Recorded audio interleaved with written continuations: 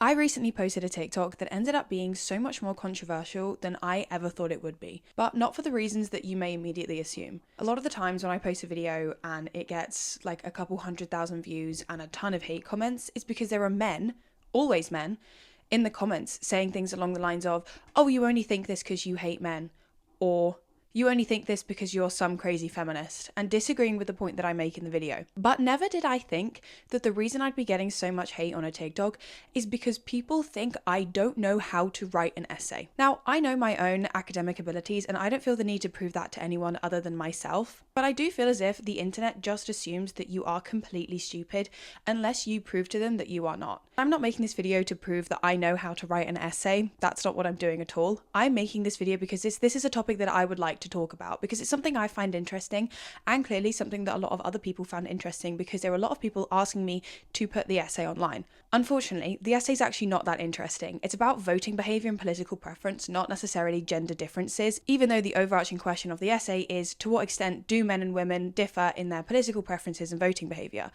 It doesn't focus on a lot of things like gender bias and stuff like that. It's mostly about comparative politics because it's a module on comparative politics. But I thought I'd talk about the essay because, like I said, it's just something I find interesting, and clearly other people have found it interesting. I'd rather make a video talking about it because, like I said, the essay itself is just not actually that interesting. One of the main assumptions is that I wrote this for like a fun just because essay and I'm gonna like fucking post it on Substack or something. I'm not that kind of girl. I don't write things for fun.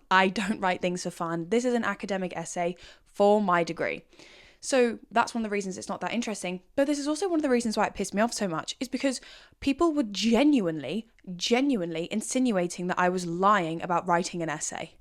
Why would I do that? What's the point in doing that when I could have just made a video saying, I think women are more empathetic than men? Why would I have to go out of my way to lie about writing an essay just to make a one-sentence point? The second thing was there was a massive assumption that the 7-second video and the one point that I made in that video was the only thing discussed within my essay. Because people on the internet didn't read the essay. No one did. I read it because I wrote it and I know what it's about. But people were still assuming that they knew what I was saying in this essay and what I was going to say. There was obviously a lot of support, a lot of people saying, oh, you should write about this, you should do that. And unfortunately, I couldn't include those things because they are not within my course guidelines or within things that I had researched. Like people giving me really good ideas on like different forms of historical like socialization, which was a really good thing. And I definitely could talk about that if I were to just write an essay for fun because I wanted to write an essay. But unfortunately, I wasn't doing that. It had to be an academic essay. The third thing is that people were often asking me for sources and references. I cannot publish my entire bibliography on a comment section because it is too long. Also because the links don't work, because they're DOI links. But I thought I'd just make this video to talk about the essay, talk about what I said, talk about the conclusions that I came to, because there are a lot of people on the internet who were assuming that I was incredibly stupid, but also a lot of people asking for me to talk more about the essay, to show them the essay, to put a link to the essay, which by the way TikTok won't let me do because I can't put a link in the caption. It like won't verify. So I thought I'd make it in video format because I'm much better at talking than I am writing, shockingly. Okay, I have the essay open on my laptop, so that's why I'm going to be looking down while I talk, but it's not like I look into the camera anyway. I'm going to read the entire introduction of the essay just so you can get a good idea on like the topics that I go over. This is a 2,000 word essay. I think the word count was 2058, so it's kind of not long, but it's like got many different topics within it. So men and women undeniably differ in their political preferences, which is reflected in their voting behaviour. This essay will explore the magnitude of those differences, examining the underlying causes and investigating the influence of intersectionality on women's voting choices. It will draw upon theories including social role theory and pay particular attention to the role that specific policies, social ideology and representation play in voting behaviour. The main things that I go over in this essay are explanations of differences in gender. So I look at, social role theory, which is a form of socialization based on the social role framework made by, I think it's pronounced like Diekman and Schneider. I have absolutely no idea. But it's 2010. I'll put the references in the caption. I also talk about the change in voting behavior based on gender. So specifically in the 1980s, we saw a big shift from women being more conservative to men being more conservative. I go over that. I also then focused massively on intersectionality, specifically the role of race or being within a subgroup which is marginalized, but mostly focusing on race. Because one of the main and most important things when writing a politics essay is that you cannot ignore the impact of intersectionality. In fact, one of my main criticisms of the social role theory is that it does ignore intersectionality massively. In fact, it's actually not mentioned in most of the studies or research that discusses the social role frameworks. So I decided to use intersectionality, specifically focusing, as I said, on race as my comparative point when talking about gender. So I'm going to get into what I found. First of all, we're going to talk about temporal changes. So currently, women tend to be more leftist or liberal and support leftist and liberal policies. So in the UK, for example, that may be supporting the Labour Party, the Green Party, the Liberal Democrats, whereas men are more likely to support Reform UK, Restore UK, previously UKIP, and the Conservative Party. In the United States, that looks like women leaning more Democrat and men leaning more Republican.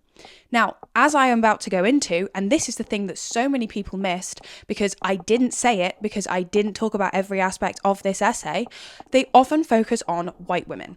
Now, I am a white woman, in case you couldn't tell. And a lot of the comments were saying, oh, white women will say anything other than white people. White women will never criticize white people. It's always men. It's always men. What about white women? Do you genuinely believe that I was capable of writing an entire 2,000-word essay, which is 50% of my grade, without mentioning race? Genuinely? Because if it was just focused on gender, there would still be racial differences, because gender and race are two subsections of intersectionality. They both affect people differently, but they come together to affect things like voting behaviour and political preference. So yes, I talk about race. So previously, the ideological alignment of men and women was different. Men were more left-wing, or liberal, I should say, not necessarily left-wing, because most parties at that point were quite centrist, but left-wing, let's say. And women were more conservative or right-wing. One of the main explanations of this is the impact of religion, because women tended to be more religious. And studies have shown that there is a direct link between the religiosity of a country, and then it's called left to right. What's it called? Left to right self-placement. So how you'd rank yourself on a political scale, left to right. This has been massively identified in a lot of Western countries, but specifically Western Europe. My concluding line on that paragraph, all it says is, as Western countries devolve from religious superiority within governments, voting behaviour driven by religious belief declines. So that means that as a country becomes less religious over time, so I'm talking over either years, but decades, people are less driven to vote purely based on religious belief. Obviously, people do still vote on based on religious belief. Specifically, far right parties are very much driven. Their voters are very much driven by their religious beliefs and religiosity. You also do see it in the US, things like pro-life. Often has very big religious backgrounds. So people tend to vote for Republican because they're pro-life, but because that has a religious background. And though Donald Trump is the antithesis of God. Then you talk about the trend change. And one of the explanations on why the trend changed is the impact of religion, but also, and I find this one very interesting, and I think this is what is more true, is women's increasing participation in the workplace. So the more women who are working jobs, so not so not in the home, in the workplace jobs, the more left-leaning they tend to be. One of the sentences I wrote, and I really like this sentence, is talking about Campbell and Sharrock's research on why voting patterns changed between men and women after the 1980s. And I wrote that they found that women's traditional support for the right was also due to their lower exposure to social institutions on the left, and that as public support for women's workplace participation increased, so did women's likelihood to support left-wing policies and parties. So the examples for this would be things like workers' unions or workers' rights. So the more women went into the workplace, the more they became knowledgeable and were affected by things like workers' unions, which were and are a very left-wing thing, often supported by and in support of left-wing parties. So, for example, in the UK, Labour actually gets a massive majority of its funding from unions, from like work unions, whereas the right, it tends to be just rich, powerful individuals. Now we're going to talk about why these current preferences of women tending to be more left-wing and men tending to be more right-wing happen now. So this is what I talked about in the video. When I say talked about, I mean, again, wrote one line. And all I said was that women think about other people more. And I will forever stand by that, because that is what the majority of research shows, is that women think about other people more. So Gottlieb, Grossman and Robinson conducted a very interesting study in sub-Saharan Africa. Now, it's important that even though I am technically looking at Western countries, to use other countries as like a point of comparison, because if something's only true in Western Europe, for example, it may mean that there is a different reason behind why that happens. So in this example, it's women supporting left-wing policies, and you might say, well, maybe that only happens in Western Europe. But if you look at other countries or other regions, such as, in this example, sub-Saharan Africa, it gets like a cross-national validity that improves the point. So they found that women in sub-Saharan African countries were seen to prioritize policies to do with poverty over other policies such as things like taxation, whereas men were more likely to prioritize things like taxation or things about the army. So when that says prioritizing policies, it's saying, what do you think is the most important thing? What should we be focusing on? What should we be looking at? So the women in this study were prioritizing things like, poverty and also infrastructure, like government built infrastructure. And in the UK, we see that women prioritize things like the welfare state and government welfare over things like taxation. We also see that women prioritize wealth redistribution. Now, things like the welfare state, wealth redistribution, government infrastructure, and poverty are very key and interlinked things when looking at, like, do women just think about other people more, which was the point I made in the video. Because let's think about who is affected by wealth redistribution. People who are lower on the social chain. Massively wealthy people will be affected, but not in the same way. So people at the like lower end of the economic spectrum will be receiving more money. They will be having their lives made like better or easier. To a certain extent, obviously, I understand that. It's not like the best thing that's ever happened. It's not magic. And even women who aren't going to be receiving like masses of, let's say, government support from the welfare state are still more likely than men to prioritize and see the importance of like the welfare state or like government benefits, for example. So one of the possible explanations is the social role theory.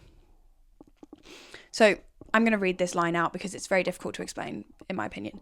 This theory is based on a social role theoretical framework that assumes gender roles reflect a society's distribution of men and women into breadwinner and homemaker roles and into occupations. This theory lends itself to an explanation of gendered political preferences by using the frameworks of social theory as dictations of ideological differences. They discuss the idea that the core principles of men and women's political attitudes diverge because of diffuse gender roles as well as differential special roles. So, like, diffuse gender roles is like breadwinner, homemaker, and then differential specific roles is like physically, like he's like looking after the kids and driving them to school and stuff. So I'm just going to keep reading because honestly this is very difficult to explain without just basically reading what I've written anyway. Another key area of discussion within their article is the role of labour expectations on men and women. Social role frameworks push the expectation of men being breadwinners and taking up most of the occupational labour and women occupying family roles. Oh, I just realised I made a spelling mistake in my essay. Okay. This framework suggests an explanation for voting preferences. Men are more likely to vote for a candidate who prioritises low taxation, and women are more likely to vote for a candidate who presses for wealth redistribution and welfare. And the reason being is because the social roles that they're pressured into and pushed into by society, by the patriarchy, reflect the things that they want the government to do, for example. So if men are more likely to work, they are more likely to want to have less money being taxed from them. And if women are more likely to stay at home, they are more likely to want to have like, for example, like child welfare or like free healthcare or better healthcare and stuff like that. Like they're more likely to use the NHS because they're looking after the kids. That for literally it's as easy as they're more likely to have to take their kids to the hospital, so they're more likely to want the hospitals to receive more money, or they're more likely to take their kids to the hospital, so they're less likely to want to have to pay to take their kids to the hospital. It's literally that easy. That's an example of like a differential specific role, taking kids to the hospital, and then the men's is an example of like diffuse gender roles, which is being the one who goes out to work while the woman stays home. The social role theory also discusses how the expectations and roles pushed on men and women manipulate their attitudes and ideology. They suggest that a large number of attitudes and vote choices subconscious. The diffuse and specific roles assigned to men and women alter their ideology. Women are more likely to be in occupations that assume caretaking responsibilities, which then alters their ideology, leading women to having greater capacities for empathy. Now, this is the bit that made so many men so mad on my video, is because I said that I think women are more empathetic than men. And I'm not saying that that's because of any sort of like biological difference, because I'm not a bioessentialist. I don't subscribe to that kind of ideology. But what I do subscribe to is the idea that socialization affects people for their entire lives. And this is a perfect example of that, is that if women are more pressured into doing things like staying home and looking after kids, and men are more pressured into going out and working, women are more likely to be in like caretaking positions if they do go into the workplace. Women are more likely to be nurses, teachers, doing things like working in care homes or doing like hospice care than men are, because they are put into these roles that assume this, like I said, caretaking responsibility. And it's because of the way that society views men and women, and it pushes them into these specific roles. Like men being more likely to be like in the army, for example, massively than women. Women are massively more likely to become teachers. It's because of how society puts people in boxes and then pushes them to stay in those boxes for everything in their life. So whether that be working, like staying at home looking after the kids, or if you do go and get a job, what kind of job are you most likely to get based on your gender?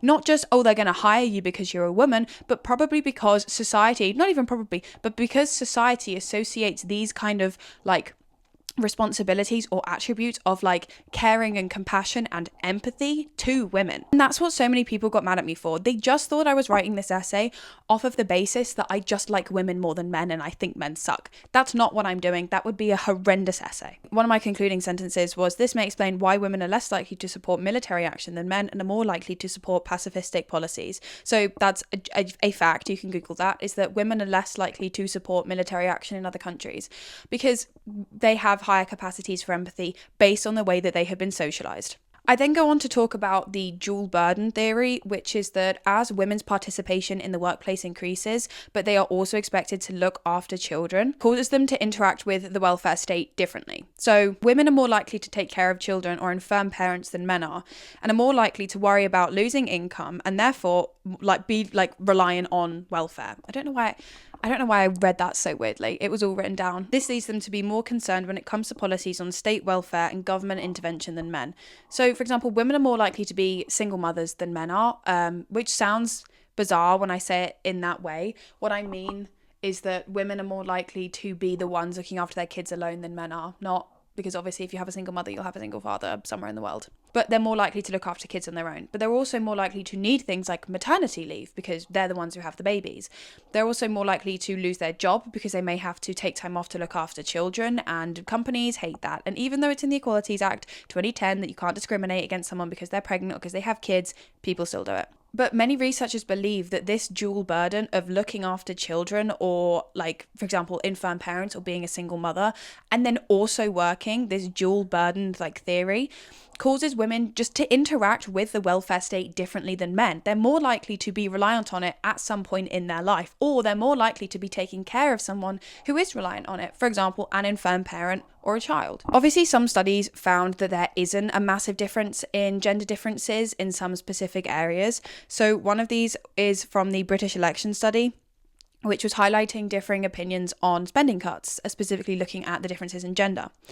And they found that 65% of men and 65% of women said that the spending cuts on unemployment benefits were fair, is the word they used. You categorize it. So you may look at this and think, well, clearly gender doesn't have a role if this study's finding that it didn't make any difference. But this was looking at 10 different policies or 10 different areas in which there were spending cuts and whether men and women thought they were fair. And bar the two at the end, every single one was different. Every single one was different because there is a difference between men and women. Now, here's when intersectionality comes into this. And intersectionality is genuinely one of the most important things to look at when looking at cause and effect. And one of the main criticisms of the social role theory is that it ignores intersectionality and that it emphasizes the impact of gender over race, which I believe has the largest impact on voting behavior in places like the United States.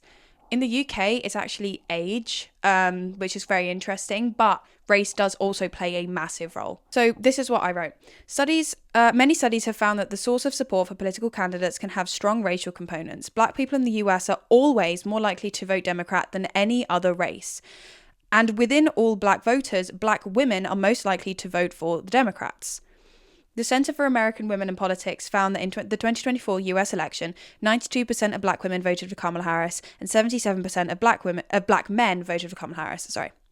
Comparatively, in the same election, 46% of white women voted for Harris and only 38% of white men voted for Harris. Now, this is a point that a lot of people in the comments were bringing up, especially in a secondary video I made to that original video talking about race and the impacts of race, and basically, again, saying, oh, white women will say anything other than white people. Why is it always men? Why is it always men? Da, da, da. And obviously, I'm never going to deny that race has a much larger impact than gender does when it comes to voting behavior and political preference. But as I just read out, if you look within these racial subgroups, women are still more likely to be like left wing, or in this example, vote Democrat than men are. Black women are more likely to vote for the Democrat Party than black men are, and white women are more likely to vote for the Democrat Party than white men are. But black people overall are more likely to vote for the Democrat Party than white people are. And you can also talk about representation in this point, that, like, for example, men may just vote for another man because it's someone who, like, descriptively represents them. And I wrote an entire another essay on when camera died, shocker. So men may be more likely to just vote for another man because he descriptively represents them. And then descriptive representation becomes substantial representation, which says that if you use women as an example, because that's what I wrote my essay about, is that would a woman represent women's interests? Would a man represent man's interests? And what you define as men's and women's interest depends on your personal preference, but also what the representatives think are men and women's interest. So for something like maternity leave is obviously a women's interest, paternity leave is a man's interest. But as we can see in this essay, for example, things like military spending, you could say that that's a man's interest, and that wealth redistribution is a women's interest. And men are more likely to represent what other men want. So now is a point where I use race as my comparative tool. So I say, evidence of the impact of race allows us to measure the extent to which gender impacts voting behaviour, which is the overarching question. We can come to an educated conclusion that men and women do differ in their political beliefs, but how much compared to individuals of other subgroups? As previously stated, white women were half as likely to vote for Harris in the 2024 US election as black women were. This is a massive difference. This evidence, alongside evidence collected by Teens 2017, demonstrated that black women and white women differ largely in their political beliefs and voting behaviour. Using that same study, we see that the discrepancy between the number of white women and white men who voted for Harris is much smaller. This evidence suggests that while men and women do differ in their political preferences and voting behaviour, the difference is not significant. But this does not mean that the overall trends do not still indicate a clear difference in voting behaviour between men and women. It merely suggests that other factors may have a larger impact. In the UK, we see a similar trend. Ethnic minorities are overwhelmingly in support of left-of-centre parties, such as the Labour Party, with a recent study finding that 53% of surveyed minority Britons intended to vote for Labour. This supports theories that race is a large contributing factor in terms of voting behaviour, but does not undermine the impacts of gender. This is true because we can see that within racial groups, gender differences are still present.